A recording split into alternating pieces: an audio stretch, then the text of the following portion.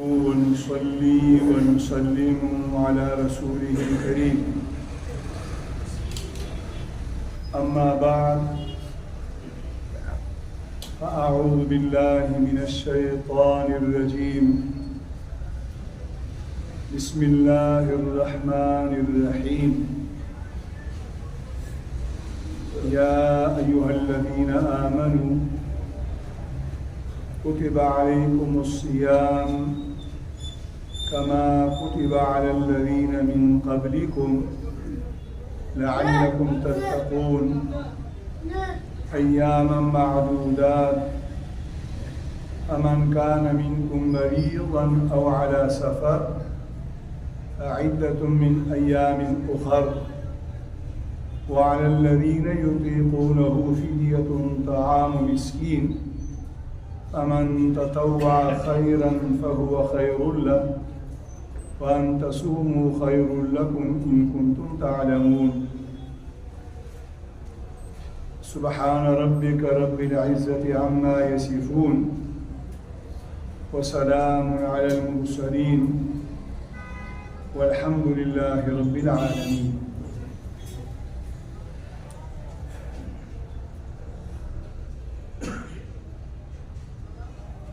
محمد رسول الله صلى الله عليه وسلم د رسالت او د نبوت ژوند او زندگی دریش کاله طول عمر د نبی علیه الصلاة والسلام دریش پیته کاله نبوت او رسالت نبی علیه الصلاة والسلام تا ورکړی شوی و د څلوېښتو کالو په عمر کې.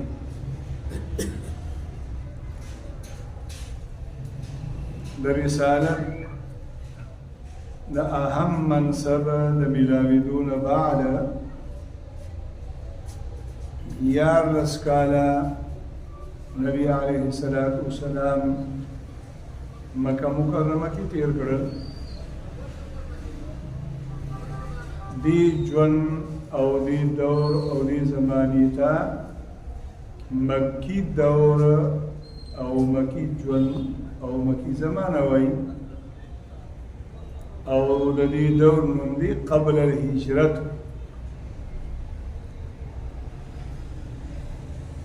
دیارلس کال بعد نبی علیه الصلاة والسلام د الله پاک په حکم سره د مکې مکرمې د ښار نه لاړه، هجرت یې وکړلو مدینې منورې ته.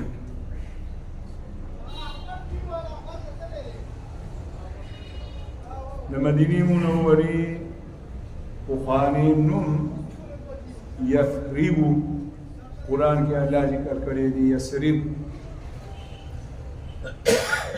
او نبی علیہ الصلاة والسلام دطلون بعد بیا د دې نوم بدل شو مدینه شو.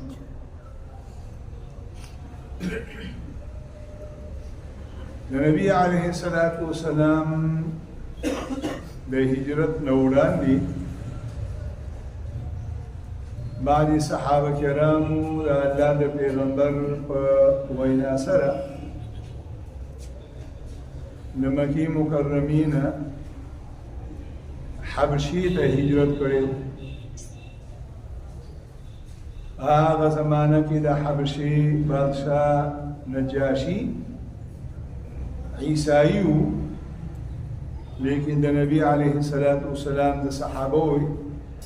ډیر زیات احترام کړو، خدمت یې کړو او د هغې میلمستوب یې کړو. کله چې نبی علیه الصلاة والسلام د مکې نه مدینې ته لاړو او دغه صحابه کرام خبر شول، نو بیا دوی د حبشې نه مدینې ته هجرت وکړلو. د دغه صحابه کرامو لقب دی ذو الهجرتین داسې صحابي چې هغه دوه هجرتونه کړي، یو د مکې نه حبشې ته او دویم د حبشې نه مدینې منورې ته. دا هم د نبي علیه السلام د صحابو دپاره یو لوی اعزاز دی، یو عزت دی. صحابه خو ټول صحابه دي او د هر صحابي مقام او مرتبه د غیر صحابه او د ټولې دنیا د مسلمانانو نه اوچته ده، لیکن بیا په دې صحابو کې مرتبې دي. خلفاء اربعه دا څلور ملګري د دوی مرتبه د ټولو نه اوچته ده. بیا عشره مبشره، عشره معنی لسه او مبشره معنی داسې ده چې هغوی ته زیری ورکړی شوي دي د جنت. د جنت زیری یوازې دې لسو ته نه دي ورکړی شوي، نور هم ډېر صحابه دي چې نبي علیه السلام په مختلفو مواقعو هغوی ته د جنت زیری ورکړی دي. خو دې لسو کسانو ته عشره مبشره ځکه وایي چې په یو ورځ په یو مجلس کې په یو حدیث کې نبی علیه السلام په شمار دا لس کسان شمارلی دي، فلانی جنتی دي، فلانی جنتی دي، فلانی جنتی دي، نو ځکه ورته عشره مبشره وایي. او بیا بدریین په جنگ بدر کې چې کوم صحابه کرام د نبی علیه السلام سره شریک وو، که هغه ژوندي پاتې شوي وو او که شهیدان شوي وو، د هغې مقام او مرتبه اوچه ده. یا بیعة الرضوان د اسلام په تاریخ کې مشهور بیعت شوی دی، صحابه کرامو کړی دی د نبی علیه السلام په لاس. نو دغه صحابه کرامو ته ویل کېږي اصحاب بیعة الرضوان، د دې مرتبه اوچته ده. نو غرض دا چې دغه صحابه کرامو ته ذو الهجرتین وایي. مکه مکرمه کې چې تر څو پورې د الله پیغمبر موجود و په دې دیارلسو کالو کې د ایمان په احکامو کې یو د الله ذکر و، د الله د قرآن تلاوت و، منځ او اودسو، او یو څو احکام پکې نور د شریعت حکمونه د الله د اړخه نور راغلي، لکه ماحول نو برابر. بدامني و انتشار فساد ظلم، مسلمانان مظلوم و کمزوري چې کله د الله پیغمبر صلی الله علیه وسلم مدینه منورې ته لاړو او امن راغه، خوف یره ظلم ختم شو، نو بیا د الله جل جلاله د طرفه د احکامو سلسله شروع شو. د هجرت په دویم کال باندې د شعبان د میاشتې په لسم تاریخ د الله جل جلاله د طرفه په دې امت باندې الله پاک د رمضان په دې میاشت کې روزه فرض کړه.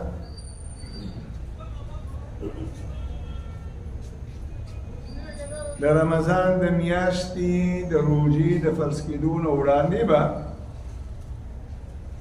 یو نبی علیه السلام او صحابه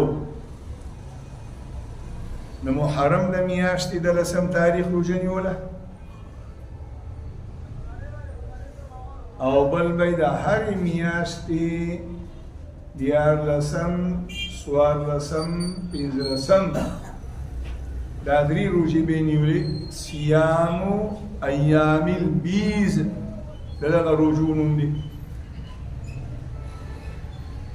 الإمام الشافعي رحمه الله مسلك دادي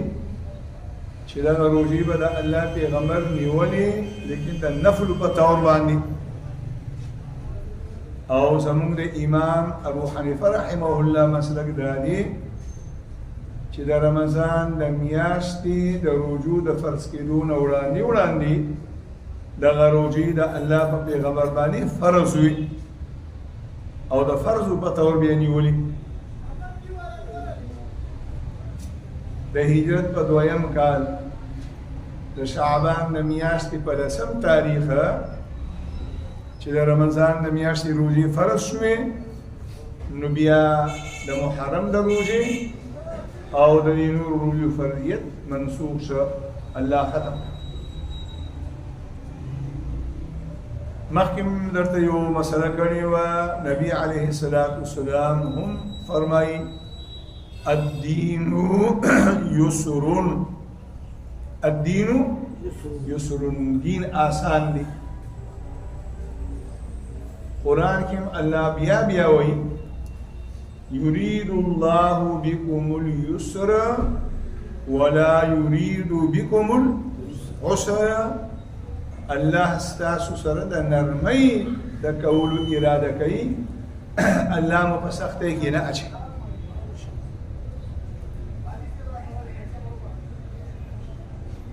نو دین آسان دی د شریعت دو قسمه حکمونه دي یو ته عزائم وي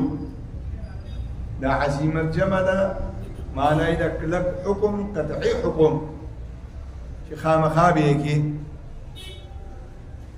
او دویم قسم احکام ته رخص وي د رخصت جمع ده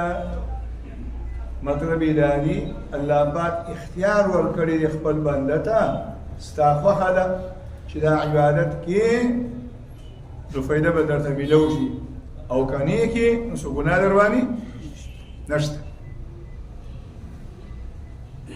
نو یو حدیث کې راځي نبی علیه الصلاة والسلام فرمایي ان الله يحب أن يعمل برخصه كما يحب أن يعمل بعزائمه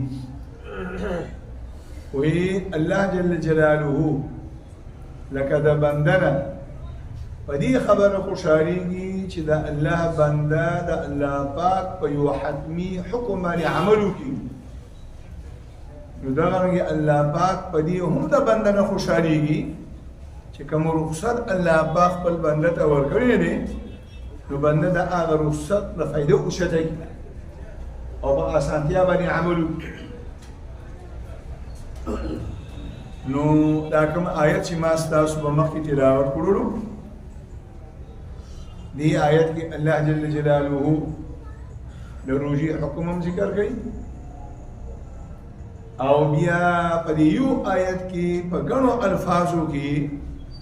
الله جل جلاله خپل بندګانو ته دا خبره کوي چې ګوري د دې روزي په حق لما پتا سو باندې سختی نه ده کړې ډېر د نرمۍ او د سهولت معامله مې در سره کړې ده نو لومړنۍ مسله خدا ده الله وایي یا ایها الذین آمنوا ای ایمان والاو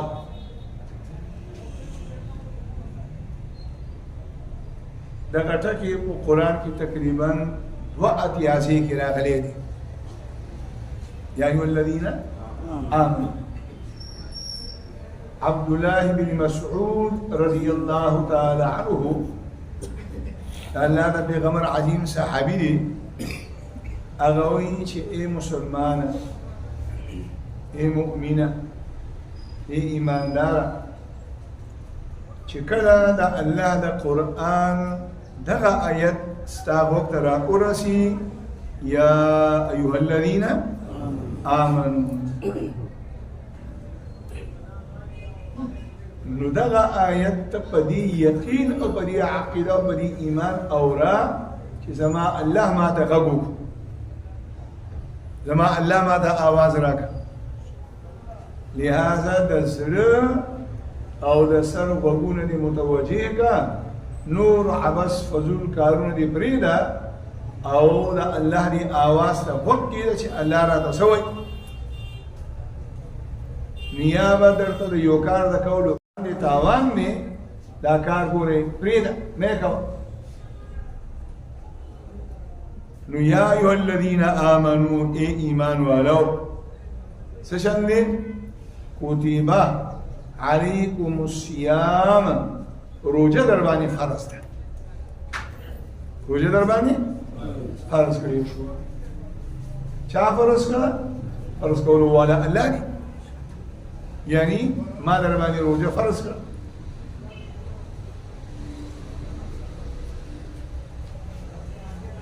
نو اوس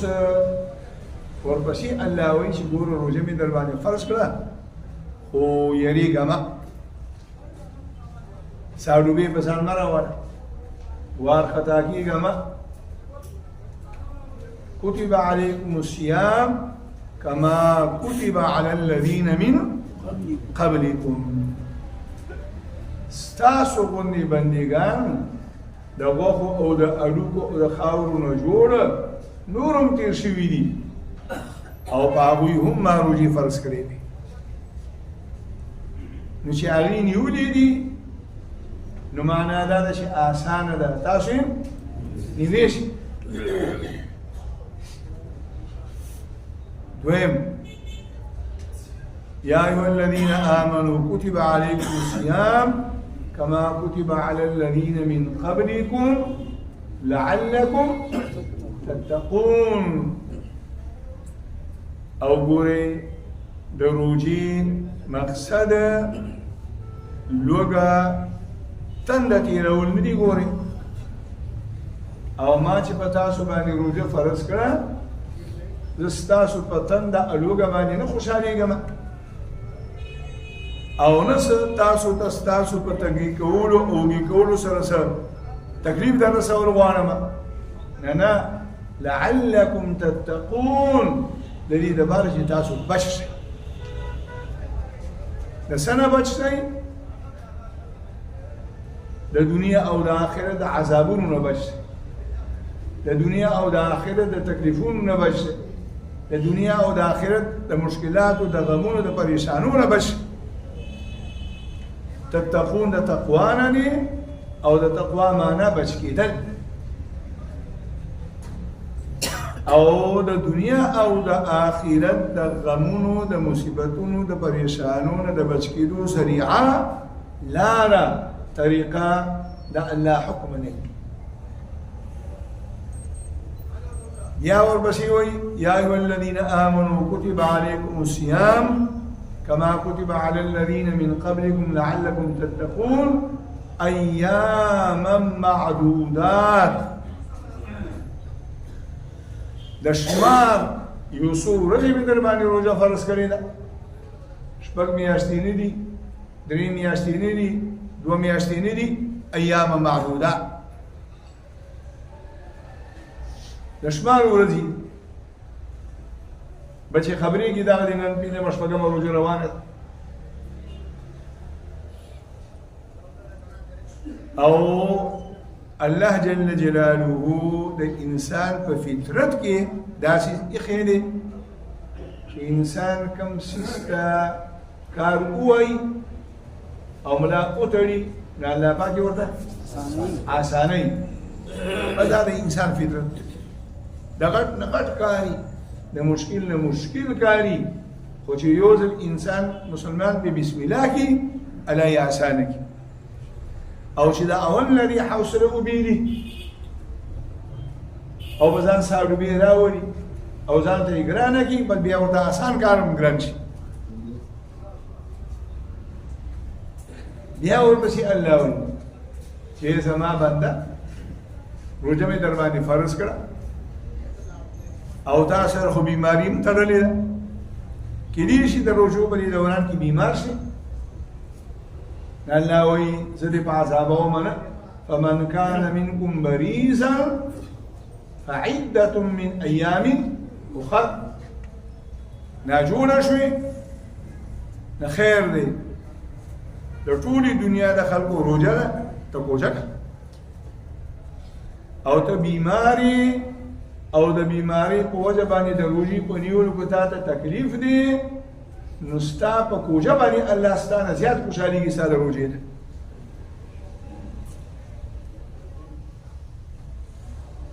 او دا رنګه الله جل جلاله وایي چې مسلمانه روزه هم در باندې فرض کړه او یو کم دیر یا دیر ورځې نو کې دي شي په دغه میاشت کې به ته په سفر هم لاړ شي د کاروبار په سفر باندې لاړ شي حج ته لاړ شي عمرې ته لاړ شي تبلیغ ته لاړ شي بل کار ته لاړ شي نو سفر حدیث کې راځي السفر من السقر سفر دا د دوزخ یو ټوکړه ده سفر د دوزخ یو ټوکړه ده سفر دی دا نشته چې نن سبا په سفر کې تکلیفونه نشته دي د جهازونو سفر دی او خوراکونه به کې ملاویږي او دا چې هر څومره سفر آسان شي سفر بیا هم څه دی ګران دی یو چیلۍ دی چې کال 12 میاشتې په یو موږي تړلي که نه او یو شپه د خپل موږي نه بل موږي ته واړې نو ټوله شپه د موږي نه تاویږي را تاویږي سمني نه بېکوره شي نو سفر کې که نور سمني که نه چې د خپلې بېسترې او د کټ نه بې کټ او بې بېسترې شوې که نه بس دا هم یو لوی تکلیف دی او بیا د خپلو بچو نه بیا د خپل کور نه او سفر د عربۍ د ژبې لفظ دی سفر وایي یو شی راښکاره کول